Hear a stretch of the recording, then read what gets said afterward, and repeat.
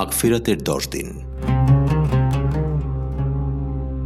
আজ থেকে শুরু হচ্ছে রমজানের মাগফিরাতের দশক, ক্ষমা প্রার্থনার 10 দিন।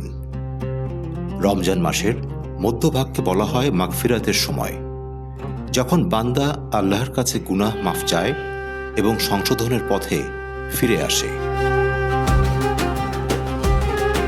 এই সময়ের প্রধান আমল হল তাওবা ও ইস্তিগফার। কোরআনে বলা হয়েছে, নিশ্চয়ই আল্লাহ পরম ক্ষমাশীল, অতি দয়ালু। তাই ভুল স্বীকার করে আন্তরিকভাবে ক্ষমা চাইলে আল্লাহ ক্ষমা করেন। রাসূলুল্লাহ সাল্লাল্লাহু আলাইহি ওয়াসাল্লাম নিয়মিত ইস্তিগফার করতেন।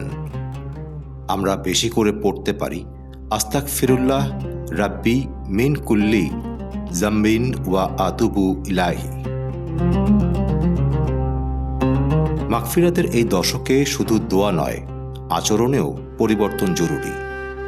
অন্যায় থেকে বিরত থাকা, মানুষের হক আদায় করা এবং সম্পর্ক ঠিক করাও গুরুত্বপূর্ণ আমল। মাগফিরাতের এই 10 দিন আমাদের জন্য একটি সুযোগ, ভুল থেকে ফিরে এসে নতুনভাবে শুরু করার।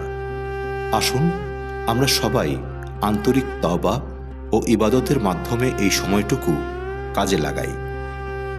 মাগফিরাতের 10 দিন, ক্ষমা চাই, সংশোধন হই।